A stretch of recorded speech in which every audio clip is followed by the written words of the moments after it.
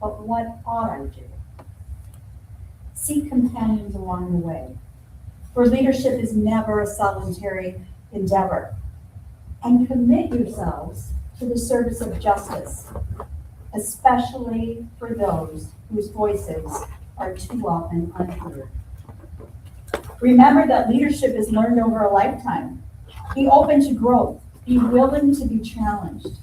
Let your education here at Rockhurst continue to shape how you show up in your work, your communities, and in your relationships. And wherever your paths lead, into profession, service, family life, or further study, carry with you a sense of responsibility for the world entrusted to your care. And now a blessing. May you trust in the gifts you have been given and have the humility to keep learning. May you lead with compassion, courage, and hope. May you recognize God's presence in moments of clarity and in moments of uncertainty.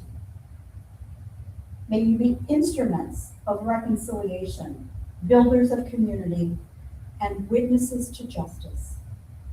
And may you always remember you are not alone. God goes with you, and this university stands behind you with pride. Congratulations on completing this significant chapter in your formation. We celebrate all that you have accomplished together. We look forward with confidence to the ways you will help shape the future. Go forth as leaders for and with others. Amen. And I'd also like to say in gratitude, thank you to Johnny Waller, Rochelle Parker, Gina Spees, and all the alumni who you had a chance to meet as part of this program. May God bless you.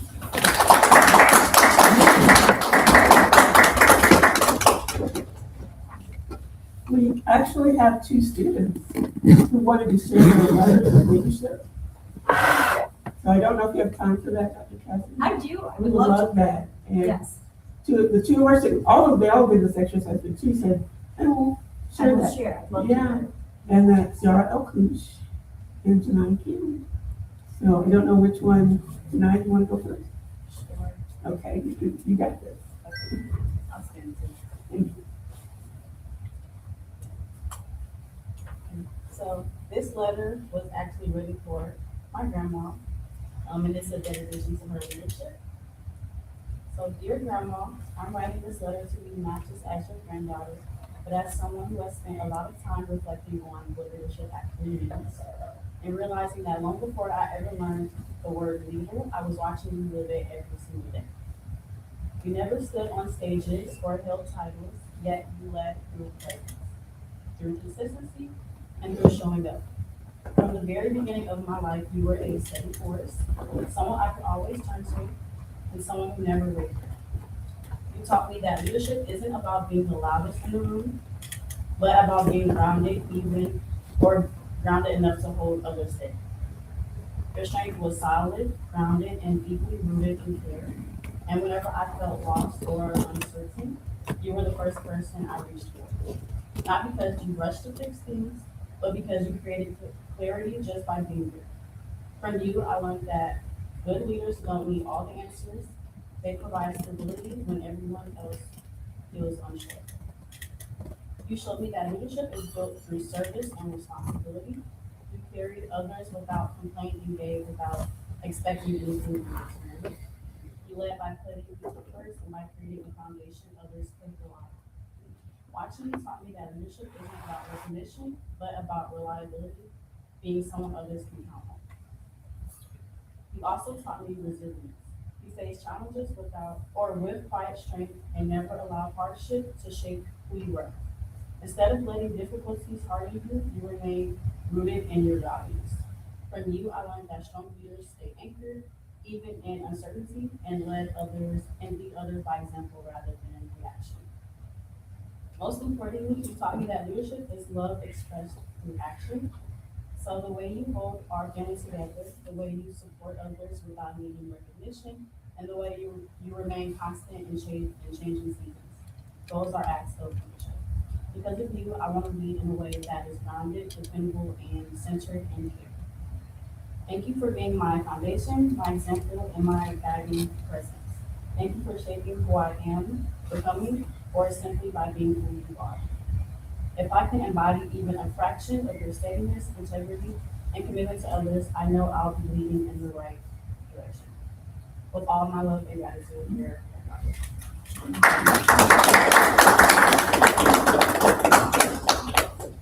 Yeah.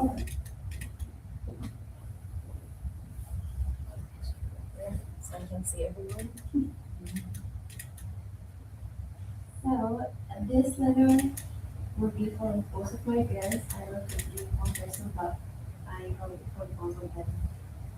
Dear parents, I'm writing this letter to show you what I've achieved and learned from your leadership school. No matter how many years I will live, I will find leaders as good as you. You showed me what it means to be responsible for human being and to be a good leader. Leaving home, crossing the world to build my future, not knowing when I will see you again, was not easy. But I want you to be proud. The time, money, energy you invested are worth it now. Nobody is born with leadership skill. You invested yours in me from a young age, and I didn't realize until I came to US, and so that everything I do comes from what you told me. You told me to work hard without waiting for awards. You told me to stay humble and care about the youngest person before I care about the oldest one. To be patient and to never forget where I come from. Never forget my morals, never forget my ethics and my religion. You told me to be confident, to care about others, and to work until I reach the level of the people I admire. You told me that every single day I wake up I have a new dream and a new goal. And you told me that there is no limit for the sky. You are capable to do anything you want to do. If there will be an award for being a great leaders, I will give it to both of my parents. And I'd like to close this speech with I'm not who I am because I was born this way. I am who I am because of you. Thank you.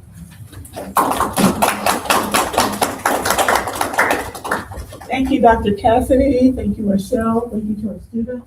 This is an amazing day. What a milestone. We've reached an exciting milestone. This is just the first dip. You all have been so. But I don't know if Johnny had any other words. We're going to probably transition here in a minute, but you wanted to take it over. Had any words for the students?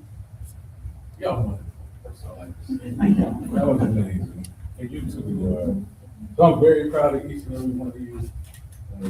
I know maybe you didn't know what to expect when it started today. So people hear the term leadership all the time.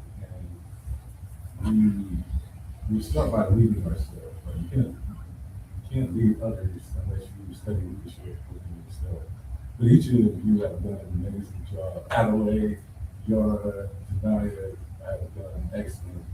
Donna is a stable, steady person and very like calm. Like I think we're all that calm. And the other things that I want to think about all the things that we've learned and utilized. These are tools that you'll utilize for the rest of your life. So when we talk about leadership, when you think about Dr. Cassidy, what type of leadership does she practice? Anything. I'll say servant leadership. Servant leadership, right? And so we serve others. And when I went to this university, because I do a lot of things in the community, but one thing that I took was care for the whole person. So anytime that I go into an organization or work with a community partner or speak in the community, I really think about care for the whole person, right? And so there's this parable about throwing babies in the river, right? Heard this parable about throwing babies in the river.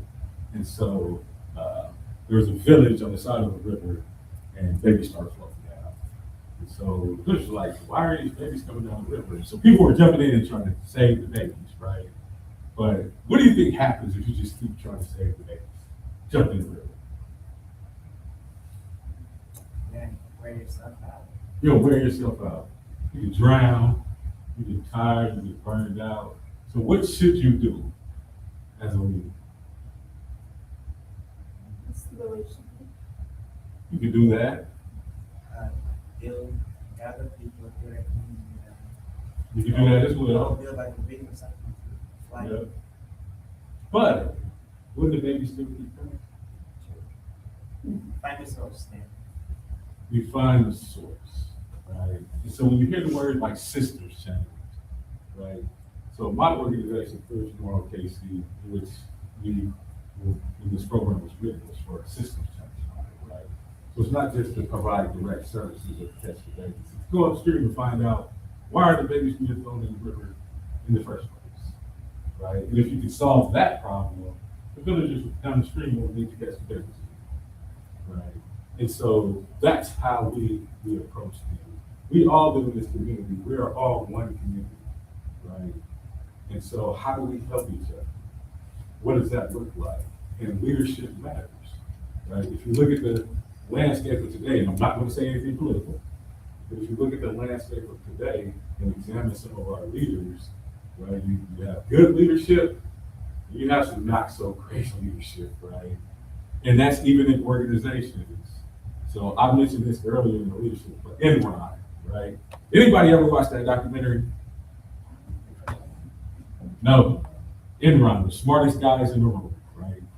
They led one of the largest energy companies in America, and they were causing rolling blackouts. And they were laughing about it. Like if you listen, when they got caught, they tape recorded them laughing while they were turning off people's lights in California. Like, that's not even funny. And then they got caught and they went to jail. Bernie Madoff, right, has gold toilets in his house. He ended up going to prison. He was a leader, just not a good one. And so that matters. You matter. The community matters.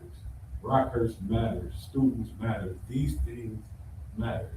And you all took the time to come to this program in a pilot program facilitated by me. And I know I'm awesome. Right. Oh, I know I'm awesome, but you are equally awesome. I'm very proud of each and every one of you. We have a beautiful cake out there. It got messed up, so they had to remake it this morning. We have, it was horrible. It looks beautiful, doesn't it? Yes. Then we have food, like, had Gates brought in, so we'll have Gates, and again,